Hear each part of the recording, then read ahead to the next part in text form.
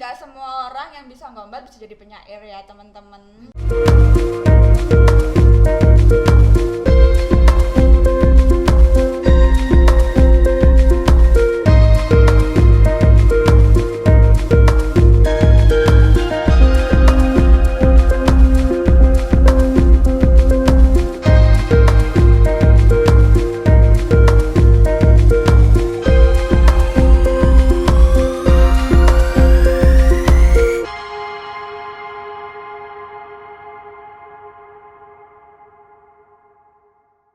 Halo Sobat Berita Jatim, kembali lagi di Side to Side Culture Talk sama Ading kali ini, oke? Kali ini Ading sudah bersama seorang narasumber yang ganteng.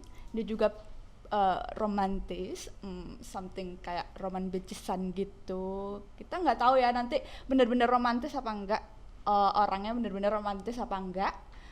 Kita lihat aja. Oke, ini namanya adalah Mas F. Aziz Mana. Mas F. Aziz Mana ini seorang penyair gitu ya. Dia yang udah somehow itu udah go internasional sebetulnya ya. Karya-karyanya udah dikenal, udah diterjemahin ke dalam bahasa Perancis ya Mas ya. Yeah. Ada bahasa Inggris juga ya. Yeah. Oke, aku ada bawa satu bukunya Mas Aziz yang udah yang udah diterjemahin gitu. Namanya Mantra for Attacking the City. Oh, that's so massive, massive title gitu ya. Sangat menerkam gitu, kayak mau perang gitu. What kind of attacking of the city? What do you mean about menyerang kota itu apa itu? Mantra yang menyerang kota itu kayak gimana sih sebetulnya Mas? Ya, itu sebenarnya semacam doa ya, doa orang-orang urban ketika hendak memasuki sebuah kota. Jadi semacam perang badar begitu, orang-orang datang dari kampungnya menuju wilayah yang baru untuk merintis kehidupan yang baru. Jadi itu ada doanya, dan di situ doanya ada di situ. Oh, doanya ada di buku ini ya. Jadi kan bisa dilihat ya, kalau seorang notabene seorang penyair, Mas Aziz ini sudah membuat satu buku mantra gitu bagi orang-orang urban, dan at least we know that Mas Aziz ini kan seorang penyair gitu. Sebetulnya dalam buku ini kan mantra ini begitu terlalu berat gitu Mas kayaknya. Dari judulnya ada juga sudah sangat menakutkan, terrifying gitu ya. Freaking out gitu kalau kata anak-anak zaman sekarang gitu ya, freaking out me, oh you are freaking out me.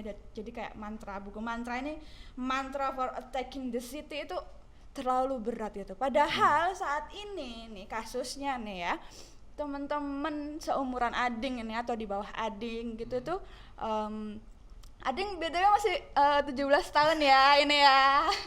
17 tahun masih muda gitu. Jadi ngomongnya teman-teman Ading yang sekitaran umur 17 tahun yang masih generasi Z gitu-gitu itu kan juga sebetulnya juga banyak yang suka ya sama sastra, menulis sesuatu yang sifatnya itu romantik gitu.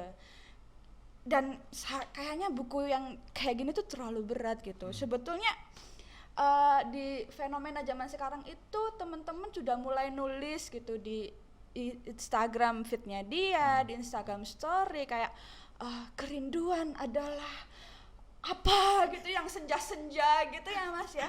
Itu gimana sih Mas budaya quote, budaya puisi-puisi yang mereka buat di medsos itu gimana sih menurut Mas Aziz yang seorang penyair ini gitu? Ya, memang itu seiring dengan hadirnya teknologi baru ya. Jadi seni dalam hal ini sastra juga akan mengikuti perkembangan zaman. Jadi munculnya quotation maupun kata-kata puitis yang muncul berbarengan dengan visualisasi yang estetis itu memang tidak bisa dipungkiri dan tidak bisa dihindari, dan itu sekarang sangat marak sekali, dan itu bagus sebenarnya untuk membangkitkan energi baru terhadap capaian-capaian sastra yang telah ada sebelumnya. Jadi mungkin itu budaya antara visual dengan kata yang digabungkan dengan visual itu mungkin tidak terpikirkan oleh penulis-penulis sebelumnya. Mungkin di zamannya penulis-penulis semacam Rendra atau Pak Sapardi itu belum terfikirkan karena teknologinya belum mereka sentuh, dan sekarang teknologi itu hadir dan dihidupi oleh orang-orang zaman sekarang, maka muncul budaya baru itu, dan itu sangat menarik menurut saya, sangat menantang. Itu kalau di mata penyair nih ya, itu ada namanya nggak sih sebetulnya fenomena itu, atau ya itu terjadi dan belum ada definisi gitu? Mungkin ada yang mulai mencoba, misalnya itu tadi budaya quotation, maupun yang sekarang itu muncul seperti Rupi Kaur itu ya. Oke, Rupi Kaur. Instapoet, istilah-istilah yang memang baru antara tradisi lama poet, puisi, kemudian digabung dengan teknologi yang sedang digunakan, poet tadi, gitu ya. puisi Jadi Instagram. Dan itu tidak terpikirkan, istilah itu tidak akan muncul 20 atau 10 tahun sebelumnya, karena teknologi itu belum dihidupi oleh para penulis. Jadi itu yang menjadi tawaran baru yang cukup menarik untuk diselami gitu. Itu dalam ini kan ini ya, banyak gitu ya, banyak penyair-penyair yang sangat getol gitu apa istilahnya ya, mengidealismekan sastra gitu ya. Apakah banyak di dalam dunia penyair yang notabene itu agak menganaktirikan gitu quote Instapoet dan kawan-kawannya. Itu menurut Mas Ajis itu gimana? Itu termasuk sastra atau apa budaya pop yang nanti akan hilang begitu? Ya, itu nanti yang bisa mengukur dan yang bisa menentukan akhirnya dikembalikan kepada perjalanan waktu dan penerimaan masyarakat. Kalau misalkan dalam tempaan waktu beberapa karya itu bisa bertahan, itu berarti dia masuk ke dalam kriteria sastra yang dalam artian sastra tinggi lah kalau kita melakukan klasifikasi seperti itu. Tapi memang kalau saya melihat quotation atau Instapoet antara tidak bisa panjang kan, beberapa cuplikan kata-kata puitis. Sebenarnya saya memikirkan itu tradisi semacam pantun. Di pantun itu pendek, ada sampiran dan isi. Quotation itu bisa muncul hanya pada isi pantun. Jadi inti sebuah puisi, sehingga dia menjadi quotation, kemudian dihiasi dengan visualitas yang estetis. Jadi saya pikir tradisi itu kalau kita mau mencari ada di tradisi sastra sebelumnya, ada pantun, ada gurindam, ada yang pendek-pendek itu. Kalau di khasana Jepang mungkin ada haiku, ada tanka, jadi pendek kemudian ada visualisasi estetis. Kalau di Jepang yang tanka itu tulisan kanji atau apa itu kan sangat estetis, sangat visual anunya. Jadi mungkin kalau kita mau menarik ke dalam benang merah ke dalam tradisi-tradisi sebelumnya, Instapoet maupun quotation itu sudah ada bisa dilacak ke belakang tradisinya. Hanya mungkin yang menjadi tantangan adalah bagaimana membuat Instapoet atau quotation itu menjadi berisi dalam tanda petik. Karena beberapa karya mungkin akan quotation itu semacam melepaskan latar belakang naskah sebelumnya dan sesudahnya kan, dia mengambil intinya saja. Jadi kalau misalkan narasi sebelum dan sesudahnya itu tidak bisa terangkum dalam intisari quotation itu tadi, maka quote itu tidak akan bunyi. Jadi kalau misalkan, nah tantangan seninya untuk merangkai quotation atau instaput itu di situ nanti. Tantangan seninya, bagaimana mengambil mencuplik itu bisa sangat pas untuk mengungkapkan sebuah teks yang lebih panjang. Jadi begitu. Oke. Sebetulnya nih, Mas, generasi muda zaman sekarang itu kenapa sih lebih memilih gitu untuk yang sifatnya seperti itu? Itu kalau bisa dibilang instan gitu ya. Maksudnya karena dia mencuplik sedikit aja gitu, semacam melepaskan. Kalau atom itu dalam intinya aja kulit-kulitnya udah dibuang gitu. Kenapa memilih instan gitu? Kenapa generasi sekarang memilih itu dan hanya sedikit gitu, hanya sebagian orang yang mau mencoba untuk berjalan lebih jauh gitu, kayak sebetulnya bikin puisi yang utuh atau kayak gimana, kayak gitu, kenapa? Saya pikir itu tuntutan zaman ya, perkembangan zaman sekarang itu bagaimana segalanya itu dipercepat durasinya. Oke. Jadi internet itu membuat informasi demikian cepat keluar masuk, datang dan pergi. Jadi kalau sangat panjang itu akan menghilangkan konsentrasi, sehingga untuk semacam mempertahankan konsentrasi itu maka harus pendek dan cepat, begitu.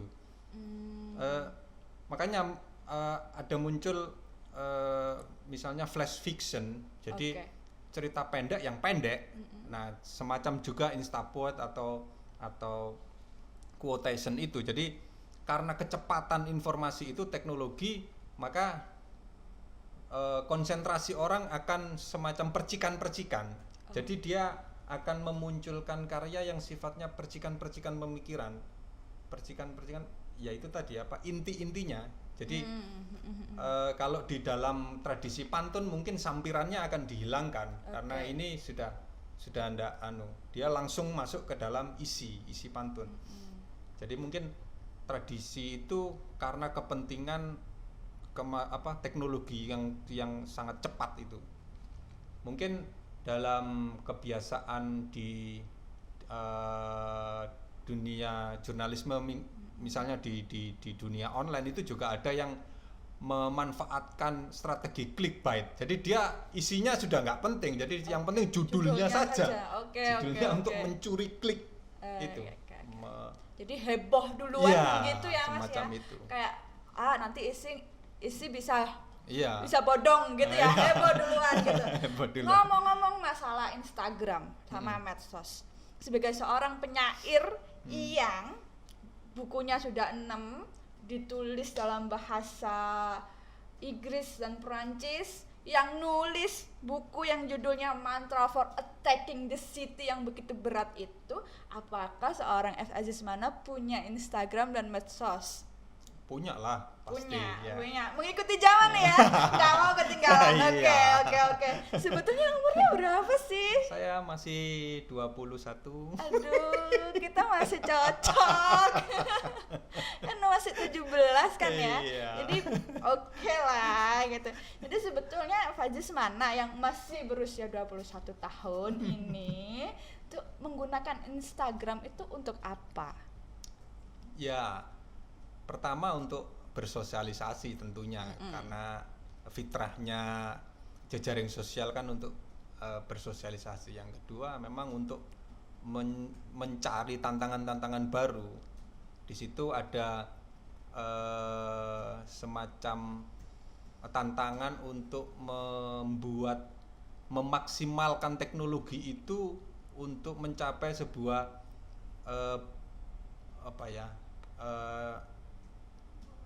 estetikasi yang lebih kekinian. Jadi juga ikut kekinian gitu ya? Kadang-kadang. Meski agak terbata-bata juga mengikutinya. Berarti ada model adaptasinya seperti apa nih Mas Ajis? Atau kita search aja nih. Kita search aja dulu. Oke, namanya di Instagram apa Mas? F. Azizmana lah. F titik. Pakai titik enggak? Enggak, langsung F gandeng. Ajismana. F Ajismana. Oke, udah ketemu teman-teman. Namanya di Instagram F Ajismana. Jangan lupa ya, nanti kalau mau tahu gitu, kalau mau tahu tentang apa namanya, bagaimana seorang penyair itu beradaptasi dengan dunia modern dan gimana sih sebetulnya penyair itu menggunakan sosmednya yang baik dan benar, ini ya kita lihat, ini dia, kelihatan nggak? Oke, ini ya F Ajismana. Oke, kita lihat salah satu ininya apa namanya feednya. Oke, ini kita langsung ya ada feednya ya, kita lihat yang namanya ini feed Instagramnya. Saya bacakan ya. 16 kampung terlalu besar untuk disebut pekuburan. Tapi kau buat juga kijing itu dan Siti berdiri bagai nisan menandai kematian dalam diam. Peziarah datang seperti peneliti mengusapi Siti, mencium Siti, selebihnya hanya basa-basi. Wow. Apa ini? Ini maksudnya gimana nih? Ini bisa dijelasin lebih? Aku overwhelming ya, miss up gitu ya kan, katanya tadi kalau di Instagram itu semacam inti gitu. Ini maksud dari fitnya seperti apa? Kenapa menghadirkan kata-kata yang itu atau menghadirkan puisi yang itu, kenapa?